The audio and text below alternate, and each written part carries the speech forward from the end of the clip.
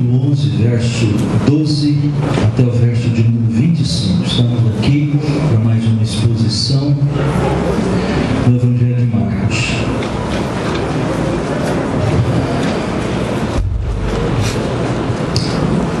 Todos encontraram? Evangelho de Marcos, capítulo 11, verso 12 ao verso de número 25. Logo após a leitura, eu pediria que você não tivesse a sua Bíblia aberta nesse texto, como sempre temos feito aqui no Bereia, aos domingos à noite. Começamos aí no começo do Evangelho de Marcos, estamos aí depois de um ano e alguns meses talvez, no capítulo 11, famosa passagem que trata da figueira sem frutos. No dia seguinte, quando saíram de Betânia, teve fome, e vendo de longe uma figueira com folhas, foi ver se nela porventura acharia alguma coisa. Aproximando-se dela, nada achou senão folhas, porque não era tempo de figos. Então lhe disse Jesus: nunca jamais coma alguém fruto de ti. E seus discípulos ouviram isso e foram para Jerusalém. Entrando ele no templo, passou a expulsar os que ali vendiam e compravam. Derribou as mesas dos cambistas e as cadeiras dos que vendiam pombas. Não permitia que alguém conduzisse qualquer utensílio pelo templo. Também os ensinava e dizia: não está escrito, a minha casa será chamada casa de oração para todas as nações? Vós, porém, a tendes transformado em covil de salteadores. E os principais sacerdotes e escribas ouviam essas coisas e procuravam um modo de lhes tirar a vida, pois o temiam, porque toda a multidão se maravilhava de sua doutrina. E vindo à tarde, saíram da cidade, e passando eles pela manhã, viram que a figueira secara desde a raiz. Então Pedro, lembrando-se, falou: Mestre, eis que a figueira que amaldiçoaste secou. Ao que Jesus lhes disse: tende fé em Deus, porque em verdade vos afirmo que se alguém disser a este monte: ergue-te e lança-te no mar, e não duvidar no seu coração, mas crer que se fará o que diz, assim será com ele. Por isso vos digo que tudo quanto em oração pedirdes, crede que recebestes, e será assim convosco. E quando estiveres orando, se tendes alguma coisa contra alguém, perdoai, para que vosso Pai Celestial vos perdoe as vossas ofensas. Que Deus nos abençoe. Amém? Não sei se você assistiu aquele filme Cruzada com Orlando Bloom.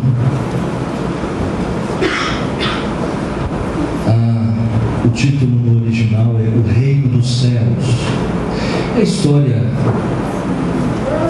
das cruzadas, de uma delas, pelo menos, um tempo do século XII para o século XIII, período em que Jerusalém era o objeto de busca, de procura e de desejo de domínio, de poder, tanto de cristãos quanto também de islâmicos, de muçulmanos.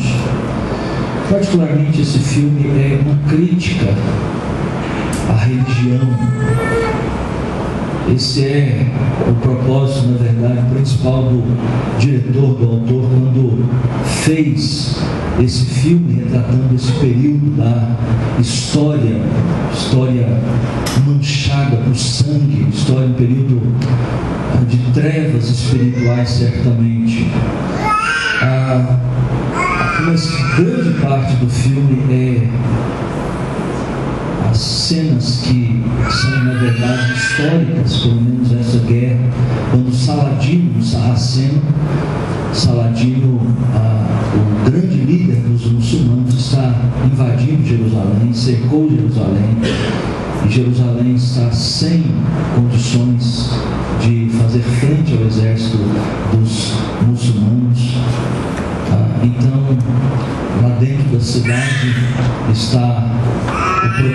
protagonista da história, o herói da história. E há uma certa discussão, na verdade, que foi durante todo o dia com um determinado bispo da igreja cristã. Ele diz para o ator principal, o personagem da história, mais ou menos o seguinte: vamos entregar Jerusalém e vamos nos entregar e nos fazer muçulmanos, porque aí eles pouparão a nossa vida. Depois não tem problema, a gente foi mentira mesmo, e não tem problema a gente negar a fé, porque negar a fé para pessoas que não têm compromisso com Deus não tem problema nenhum. Nesse momento o ator diz o seguinte: eu já aprendi hoje o suficiente sobre fé, sobre religião, do seu ponto de vista. Muito obrigado. A verdade, meus queridos, é que a religião tem servido para muita coisa nesse mundo. Muita gente já escreveu. Não foi só Maquiavel, o filósofo político do século XV para o século XVI, que diz que a religião é um instrumento nas mãos dos poderosos para manobrar a vida de muita gente. Os primeiros livros dos políticos certamente é o livro de Maquiavel. Há uma impressionante dependência do pensamento desses homens dos nossos políticos no nosso tempo, sem dúvida alguma. Mas o triste é que muitas vezes a religião tem sido usada pelos próprios religiosos. O texto que nós lemos nessa noite, ele tem a ver exatamente com tudo isso.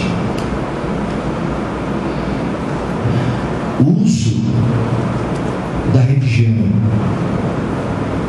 É isso que Jesus denuncia exatamente aqui através dessa história da figueira que foi amaldiçoada, e que imediatamente após nós temos Jesus entrando no templo e expulsando as pessoas que usavam exatamente o templo, o símbolo religioso deste povo, do povo de Deus, o Antigo e bem parte do Novo Testamento, para o próprio bel prazer, para as suas próprias intenções más.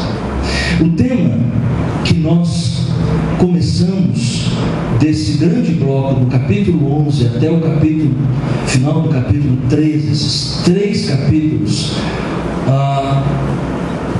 tem a Jesus como personagem principal, como sempre na história dos evangelhos, mas há um outro tema que está por trás: o templo, Jesus e o templo.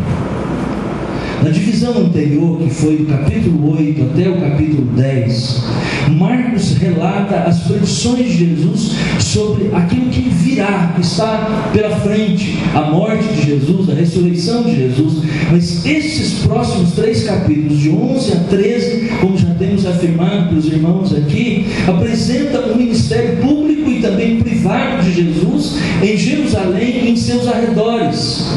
As cenas nessa sessão compõem-se de um prelúdio para a narrativa, na verdade, que virá. Capítulo 14, capítulo 15, 16, que tratam da prisão de Jesus, da morte de Jesus e da sua ressurreição.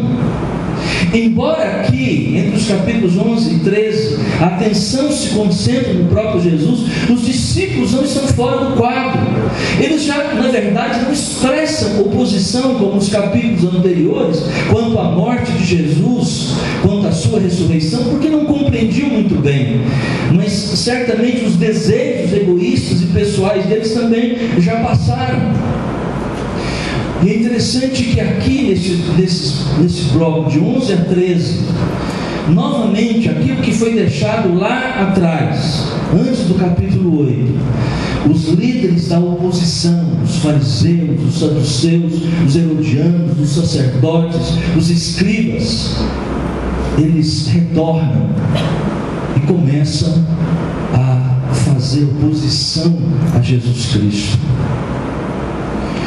O texto anterior, que nós consideramos alguns domingos atrás, no capítulo 11, verso 1 até o verso de número 11, nós vemos uma grande multidão. Vimos os discípulos de Jesus descendo com Jesus para Jerusalém. Ele foi montado num burrinho, um jumentinho, cumprindo na verdade as próprias profecias que estavam registradas no Antigo Testamento. Agora, o que nós notamos aqui é um profundo contraste. No verso 11 do capítulo 11, nós temos as hosanas, verso 10, bendito que vem o reino de Davi, nosso pai, hosana nas maiores alturas. E esta passagem que nós acabamos de ler, meus irmãos, apresenta Jesus no papel distintivo daquele que entra em nome do Senhor para executar o juízo. Jesus dramaticamente sinaliza o fim dos rituais do templo e prediz aqui o estabelecimento da adoração acessível a todos os povos, como está registrado no verso de número 17. O significado da posição radical de Jesus é esclarecida pela organização, na verdade, que Marcos faz desse texto que nós acabamos de ler e que nenhum dos outros evangelistas faz dessa maneira. Ele pega a passagem da figueira que foi amaldiçoada e imediatamente após fala da entrada de Jesus no templo, da purificação de Jesus no templo, volta para a passagem da figueira que já estava murcha, e a partir disso então ele traz alguns princípios que devem nutrir o coração das pessoas que de fato conhecem a Deus. Cada uma dessas duas narrativas lança luz na outra, e juntas elas demonstram que Jesus está contra todo tipo de religião estéril, com seus líderes que mantêm e que têm mantido essa religião estéril e falsa. E o entrelaçamento dos dois acontecimentos é uma indicação, na verdade, da relação do conteúdo. Um, na verdade, interpreta o outro aqui. Em contraste, nós temos entre os versos 22 e 25 os ensinamentos de Jesus sobre fé, sobre oração, perdão, como, na verdade, características da verdadeira religião, da religião frutífera. Em suma, esses dois textos organizados por Marcos, que nós lemos nessa noite, sob a direção de Pedro, porque é Pedro que provavelmente está por trás do Evangelho de Marcos, a maldição da figueira e a condenação do templo, descreve com muita força, meus irmãos, a denúncia de Jesus contra a religião estéril e, por outro lado, a religião frutífera, a religião verdadeira. Comecemos então como Jesus começa aqui. Vamos analisar a religião estéril. No verso 11 ao verso 19, nós temos duas características que podemos aqui aprender com Jesus sobre a religião estéril, sem frutos, através dessa passagem da figueira infrutífera e da intervenção de Jesus também no templo. Então, quais são as marcas de uma religião falsa, de uma religião que não produz frutos? Por isso é falsa. Primeiro, ela tem aparência, mas não tem frutos. Verso 12 ao verso de número 14. Quando uma religião é estéril, a grande verdade, irmãos, é que todos nós somos seres religiosos. Somos seres eminentemente religiosos. O nosso período chamado moderno, século XVIII, século XIX, trouxe a ideia e tirou, na verdade, a religião como centro da vida humana. A razão passa a ser a inteligência, a razão se torna o grande padrão para medir a humanidade. racionalismo, o iluminismo. O homem já não é mais definido de maneira religiosa, ele é um homo sapiens, não é isso? Vocês aprendem lá na escola, segundo grau, ensino médio, faculdade.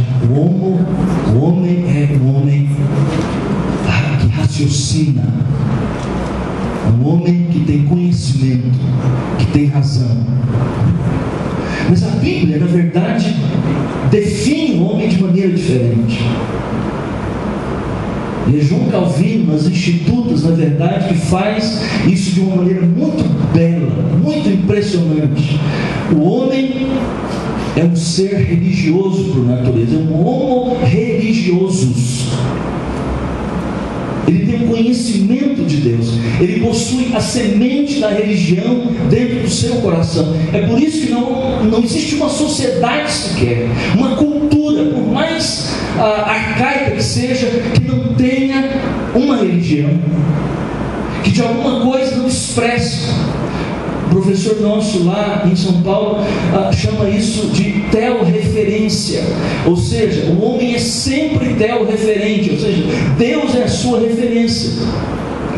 Ela é negativa quando não reconhece a Deus como Deus, o incrédulo, ou ela é positiva, o crente que se curva diante de Deus em adoração sincera. Mas quando uma religião é estéril?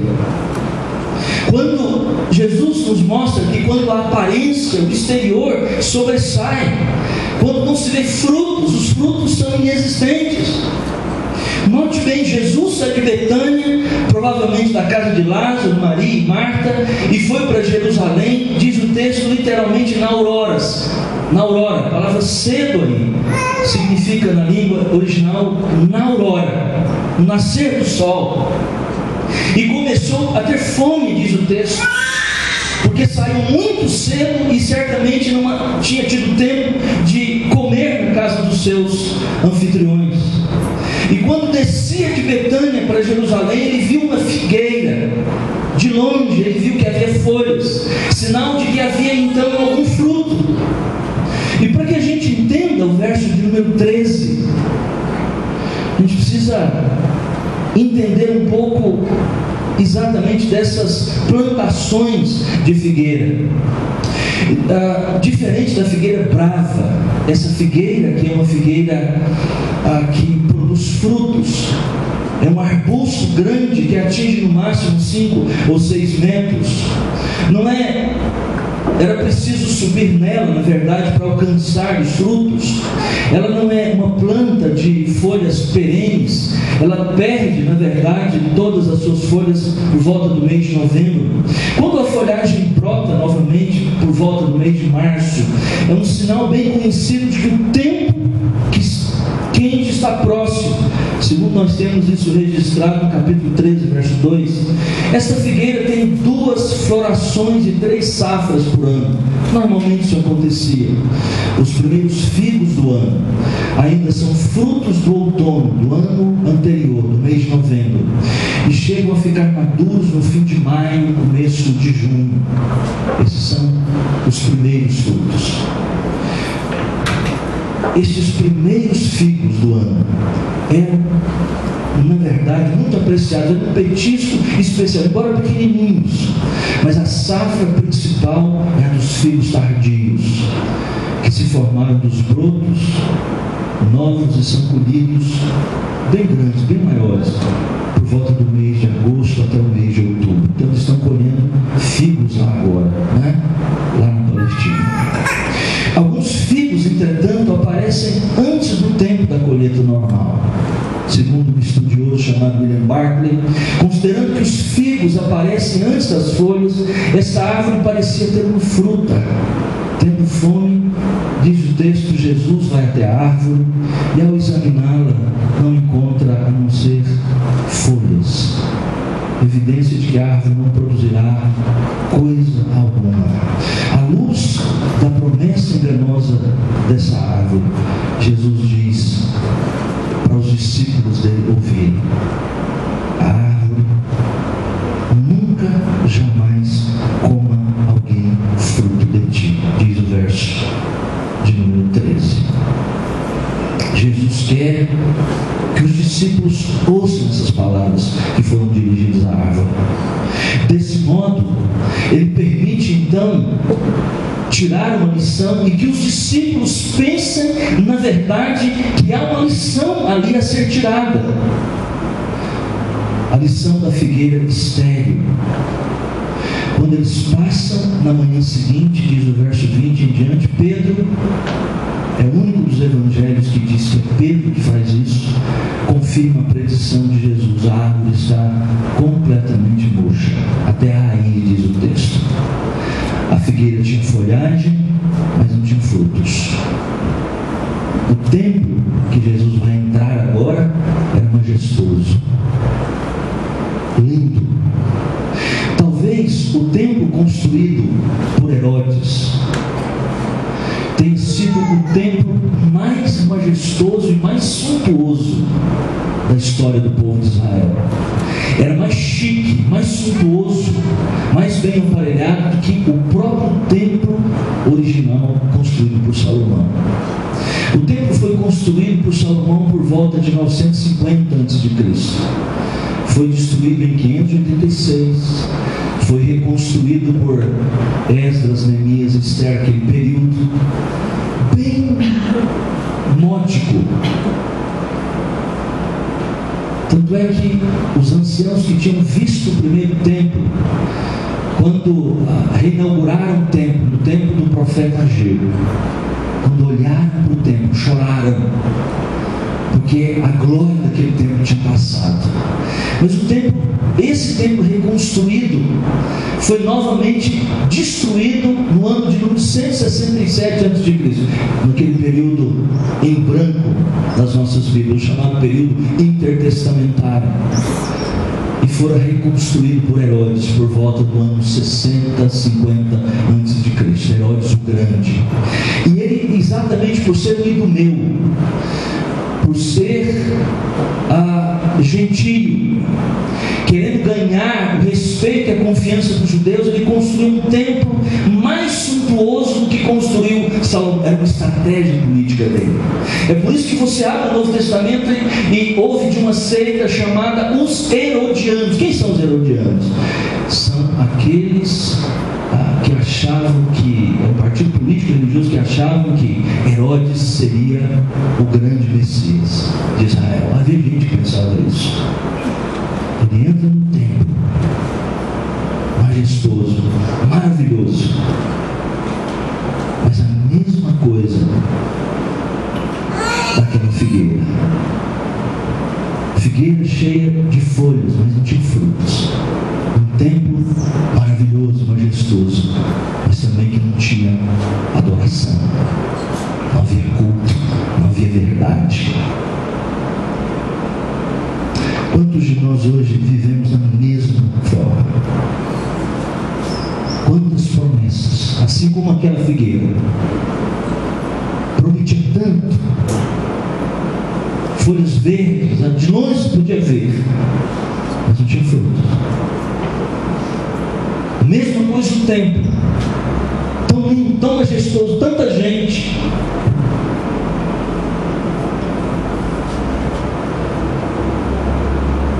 mas nada. Tantas promessas, poucas realizações. Essa é a lição que Jesus queria dar. A segunda característica da falsa religião: tem religiosidade, mas não tem temor. A primeira nós vimos é que tem aparência, mas não tem frutos. Essa é a característica da falsa religião. Muita aparência, promete muita coisa, mas não há frutos. A segunda característica da religião falsa, da religião estéril, é que ela tem religiosidade, tem ativismo, mas não tem temor, uma reverência. Jesus chega a Jerusalém e, ao entrar no templo, começa a fazer uma limpeza no templo. Veja, o templo era composto de várias partes. Seria interessante uma hora a gente falar sobre essas partes, não é o momento agora. Essa parte onde Jesus chega é o chamado átrio dos gentios. Era o pátio onde servia de um preparo, na verdade, das pessoas que iriam fazer a sua oferta a Deus, o seu sacrifício. É pátio dos gentios, ou átrio dos gentios, porque somente até ali os gentios poderiam chegar. Havia uma placa escrita na parede dessa parte do templo: até aqui os gentios, ou seja, os não-judeus podem entrar. Daqui para frente, nenhum gentio pode entrar, sob pena de morte. Ninguém podia, que não fosse judeu. E é exatamente nesse lugar em que as pessoas se preparavam, era um espaço em que todas as pessoas se preparavam em adoração, oração, confissão dos seus pecados, para entrarem depois, juntamente com o sacerdote, para o sacrifício em prol dos seus próprios pecados. É impressionante que esse incidente que é narrado aqui, quando Jesus pega um chicote e começa a expulsar as pessoas, é nesse lugar. Pouco a pouco este pátio foi totalmente secularizado. Ele estava destinado a ser um lugar de oração, preparação, mas nos dias de Jesus se tornou um lugar onde as pessoas faziam de tudo, menos aquilo que Deus queria que fizesse. Se tornou um lugar de negócios, onde alguns espertos líderes religiosos exploravam as pessoas que vinham em peregrinação para oferecer os seus sacrifícios. Veja, meus queridos, Jesus condena o ativismo do templo. Jesus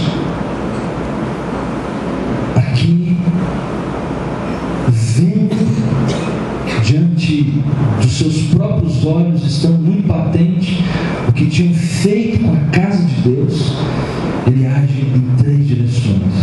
Primeiro, Jesus expulsa os vendedores e os compradores. Havia negócio estabelecido dentro do templo. Eles criaram um mercado de animais e alimentos que seriam usados no próprio sacrifício. Esses comerciantes tinham apoio dos sacerdotes, das suas famílias. Os sacerdotes ganhavam comissão para isso. A lei dizia que, na verdade, eles podiam comprar os animais para o sacrifício, ovelhas, pombos e outras coisas, podiam comprar em outros lugares. Mas sabe o que acontecia por causa desse comércio que foi estabelecido dentro do templo? Quando alguém trazia de outro lugar, bem mais barato, um animal, o sacerdote não aceitava, porque dizia que tinha defeito. Para quê? Para comprar deles, porque ele ganhava comissão. Jesus, diz o texto, expulsa os vendedores, os compradores. Segundo, Jesus destrói as mesas dos cambistas. Aqui tem uma coisa interessante também. Quem eram os cambistas? Aqueles que trocavam as moedas. Porque todo judeu tinha que pagar o imposto do templo, mas não poderia ser com qualquer moeda.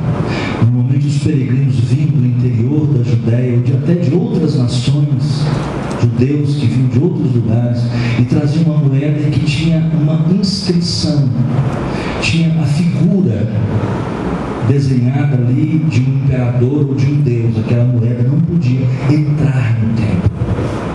Os cambistas trocavam a moeda, e é claro, não trocavam de graça, mais uma comissãozinha, que por sua vez, mais uma comissão para o sacerdote e para o sumo sacerdote.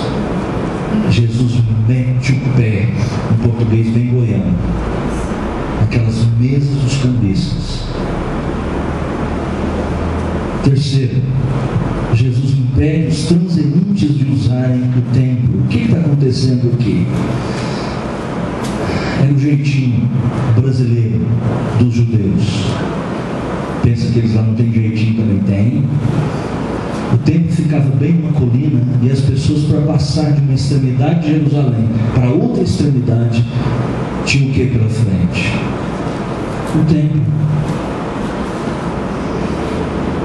O que eles faziam então? Passavam pelo templo. E o templo, essa parte do átrio dos gentios, se tornou um lugar em que as pessoas passavam simplesmente, carregando coisas. Era um atalho. Tanto a liderança de Israel, os líderes religiosos, como o próprio povo, profanavam o templo de Deus. O lugar que era para ser casa de oração tornou-se um covil de salteadores, disse Jesus. Irmãos, quando a religião se torna um meio para atender as necessidades das pessoas, um meio para promoção pessoal, conveniência, satisfação da ganância e até mesmo a satisfação das necessidades sentidas, quando nós colocamos Deus como um objeto, quando nós olhamos para Deus e vemos a Deus como uma espécie de gênio da lâmpada de Aladim, que a gente dá uma esfregada, faz 3 pedidos, e ai deles se não nos der o que nós queremos, a religião se torna sem sentido, sem valor, é completamente estéril. Pode ter muito movimento, pode ter televisão, pode ter mídia, pode ter alvoroço, pode ter gritaria, pode ter simulação de tudo quanto é tipo de coisa, mas ela não tem Deus. Deus saiu de lá. A história da figueira é profecia de que o templo ia ser destruído, porque ele já não servia mais. Aquela religiosidade feita em volta do templo não servia mais a Deus, mas servia as pessoas. Quando Deus e as coisas de Deus, a oração, se torna simplesmente alguma coisa em que a gente tem vista só para nós, em que o ego está em primeiro lugar, em que Deus se torna o escravo dos nossos desejos. Essa religião é falsa. Ela não tem Deus.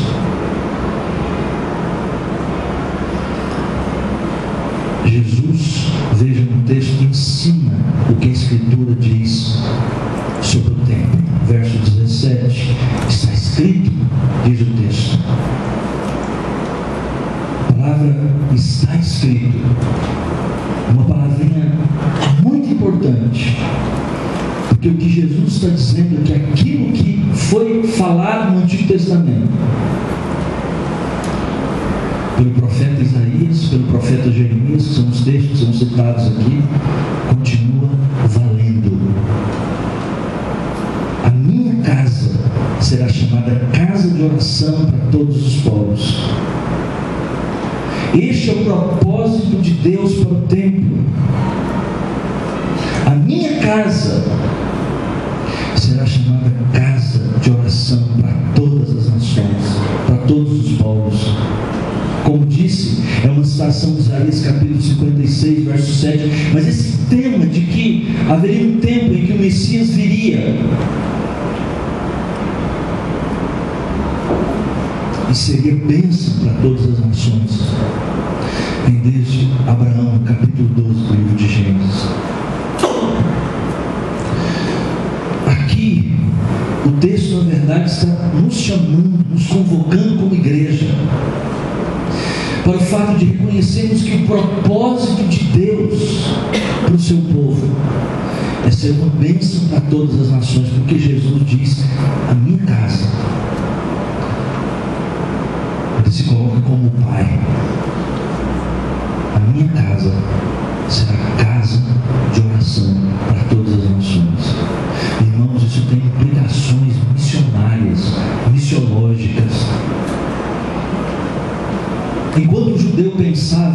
final, nesse tempo do Messias, ele na verdade destruiria os inimigos, os gentios. Ele está dizendo exatamente o contrário. Ele está chamando os gentios para si e apontando para nós o fato de que é nossa responsabilidade também como igreja trazer os povos ao verdadeiro templo que é o Senhor Jesus Cristo. É tão triste, irmãos, às vezes ouvirmos da boca de cristãos coisas como mais ou menos assim: para que pensar em outras nações, missões transculturais? Para que pensar na Síria? Para que pensar na Europa, na África? Ou para que ficar mexendo com Calungas ali no norte de Goiás? Para quê? Tem tanta coisa para a gente fazer aqui. Essa é uma mentalidade completamente distante do propósito de Deus para a vida da sua igreja. É a mesma atitude do judeu que Jesus condenou. A minha casa será casa de oração para todos os povos. Por isso que quando Jesus volta para o céu, ele diz: recebereis poder ao descer sobre vós o Espírito Santo, e sereis minhas testemunhas, tanto em Jerusalém, como em toda a Judéia e Samaria, e até os confins da terra. O que eles fizeram do templo? Um covil de salteadores. O que os líderes fizeram? O que o povo fez? O que os crentes daquele tempo fizeram com o templo de Deus? Um lugar onde eles podiam ter lucro, um lugar onde eles podiam explorar as pessoas. A igreja de Jesus Cristo não serve a isso, a esse propósito. Infelizmente, durante a história, em vários momentos, aquilo que chamamos de igreja de Jesus Cristo fez a mesma coisa. Explorou pessoas e continua fazendo, arrancando dinheiro a qualquer custo de pessoas, explorando espiritualmente, materialmente, emocionalmente, porque no final das contas, quando nós recebemos essas pessoas, eu tenho recebido tanta gente explorada, dizendo que foi explorada, esse é o termo, por líderes religiosos que pensavam em ganância, em lucro, e aproveitavam das pessoas.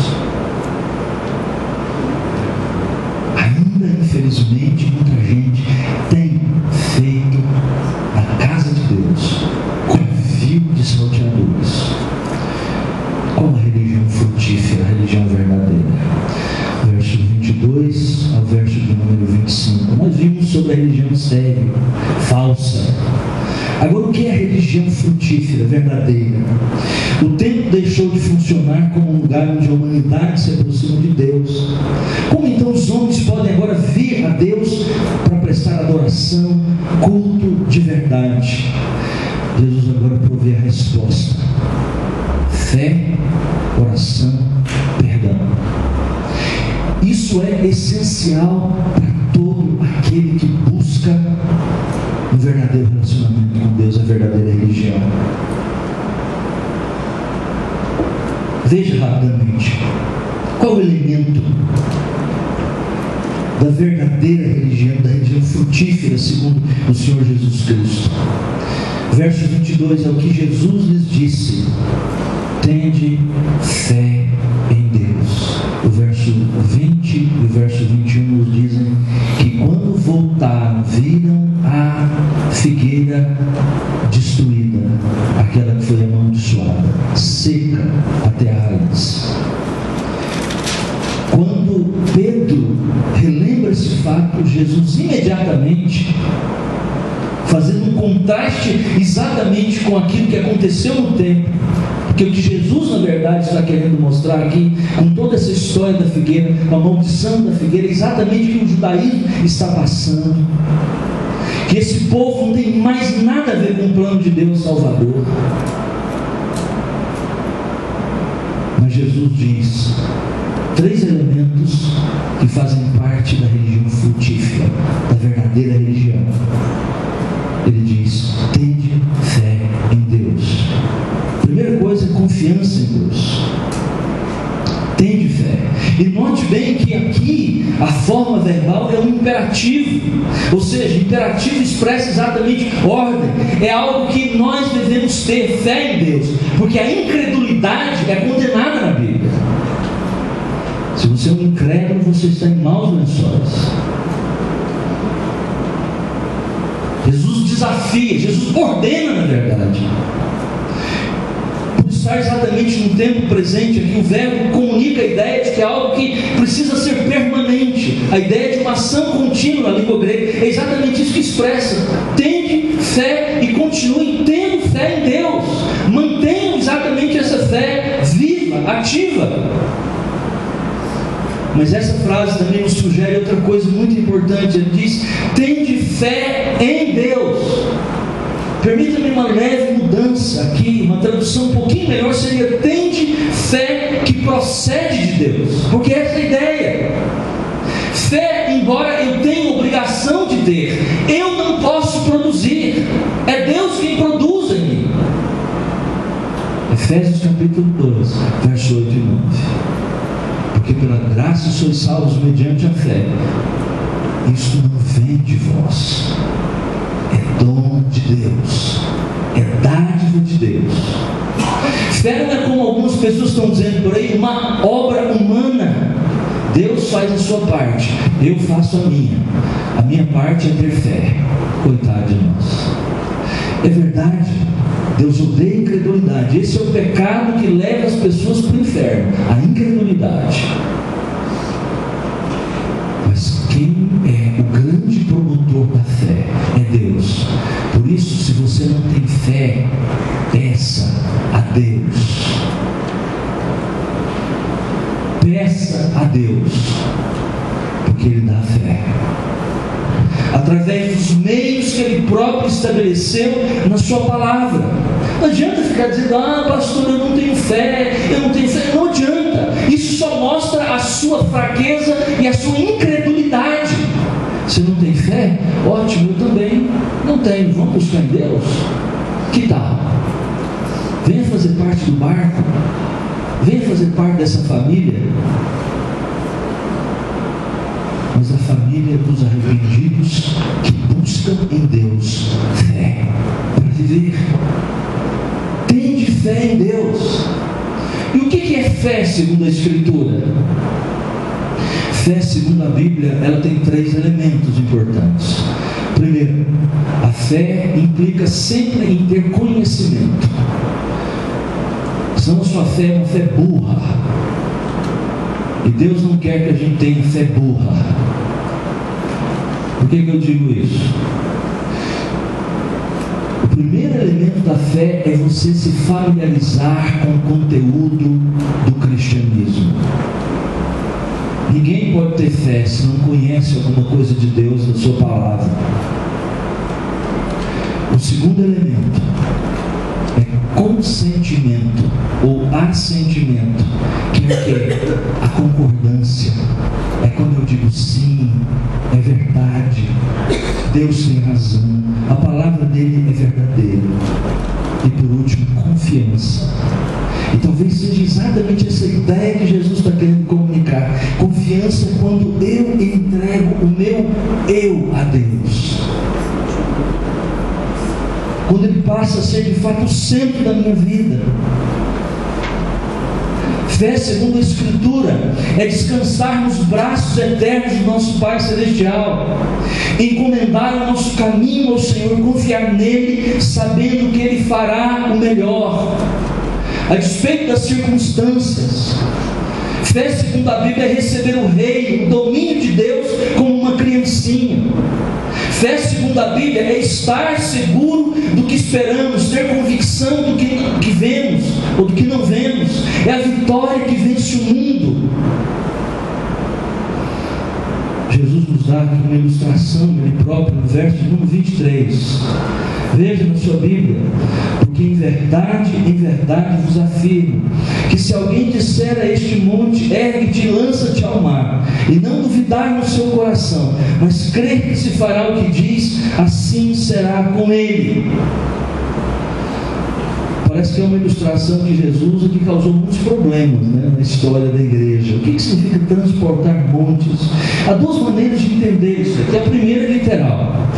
Aqueles que defendem que Jesus, na verdade, está dizendo para cada um de nós que se alguma coisa, se tem um monte na sua frente, então se você tem fé e se você não tem fé, é por isso que o monte não sai e vai para o mar.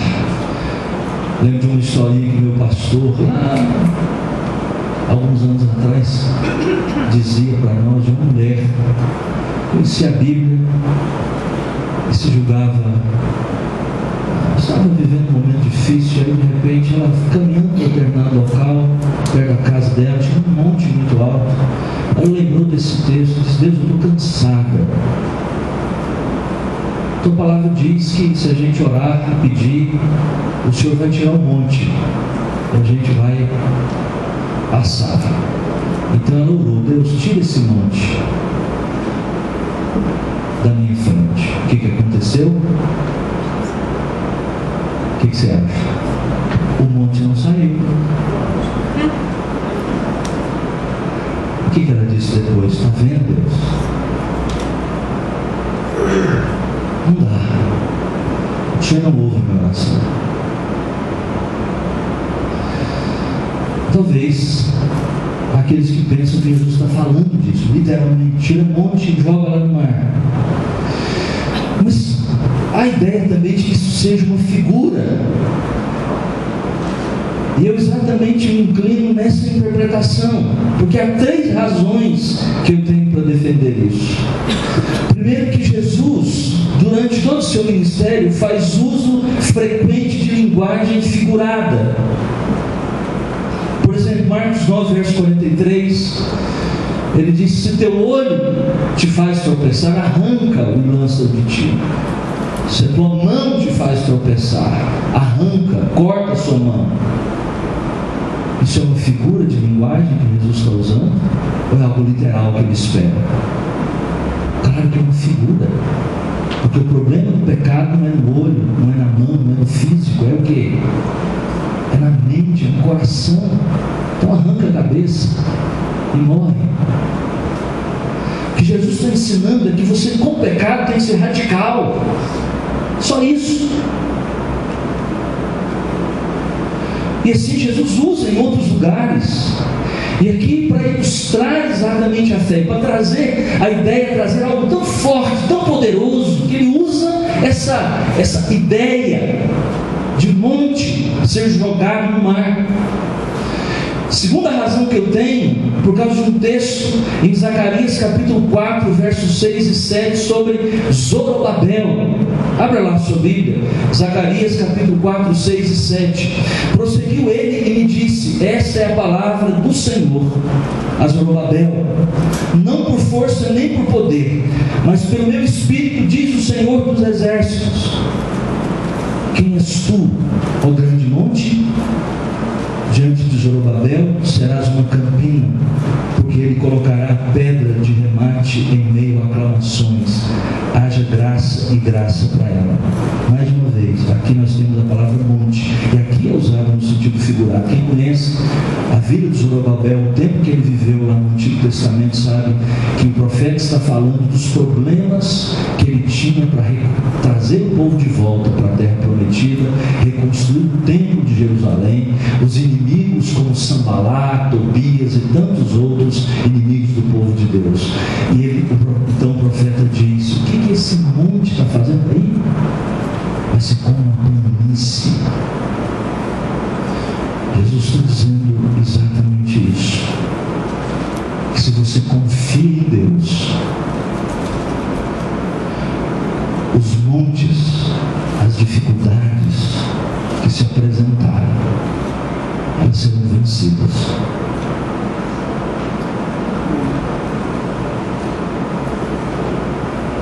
Qual é a religião verdadeira? Ela tem fé. Segundo e terceiro lugar, a religião verdadeira tem a sua oração respondida, diz o versículo de número 24. Por isso vos digo que tudo quanto em oração pedirdes, crede que recebestes e será assim convosco. Essa construção aqui é muito interessante, porque ele diz assim: por isso tudo quanto pedirdes, presente, crede que recebestes. É um só verbo, na verdade, na língua original, mas ele está no passado. Você pede agora, diz o texto, mas já recebeu, já está certo que você receberá. É interessante isso, porque aqui não é qualquer tipo de oração. Jesus não está falando de oração dos nossos desejos, aquilo que vem na nossa cabeça a todo momento. Deus me dá isso, Deus me ajuda nisso, Deus me ajuda naquilo. Obviamente, como muita gente está fazendo nos nossos dias, mas é como aquela oração de Daniel, no capítulo 9 do seu livro. Tendo olhado para a lei, tendo olhado para o profeta Jeremias, no capítulo 25, de que chegou o tempo de Jerusalém voltar, do povo sair de volta do Egito, da Babilônia, ele ora segundo a palavra de Deus. Essa é uma oração que será sempre respondida. Em outras palavras, qual oração que funciona? A oração que Deus responde. Não é qualquer oração, qualquer desejozinho egoísta, porque Tiago condena a oração egoísta.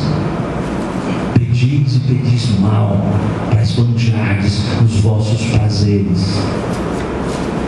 A oração que Deus responde é a oração que é segundo a vontade dEle. A oração que a palavra de Deus diz que nós devemos orar. Comece a orar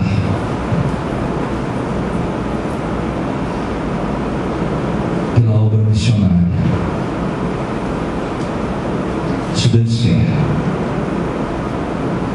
Comece a orar para que pessoas sejam alcançadas pelo poder do Evangelho através da sua vida.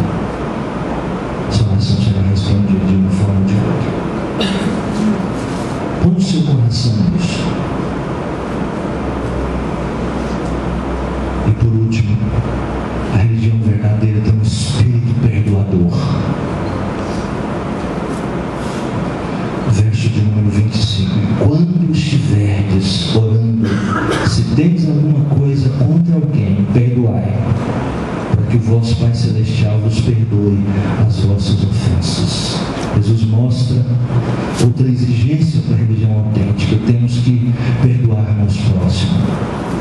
Perdoar um ao outro não é opcional na família de Deus, que existe um resultado do alto preço que Ele pagou pelo perdão dos nossos pecados.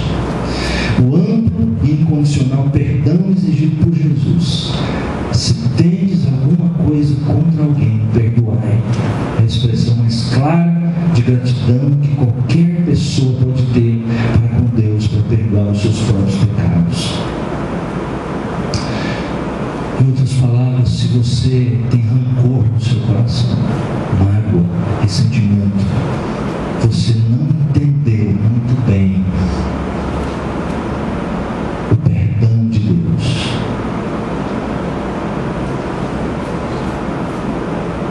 Se você não perdoa, é porque você não sabe o tamanho do seu pecado. Porque Deus, para perdoar você, Ele mandou o Filho dele. Você ainda não compreendeu a morte de Cristo na cruz.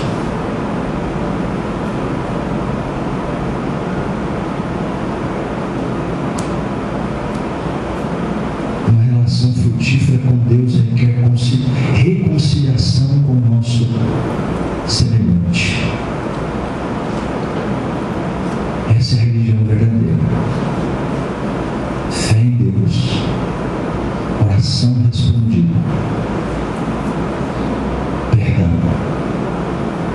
Esse é o cristianismo verdadeiro. Feche seus olhos, vamos orar.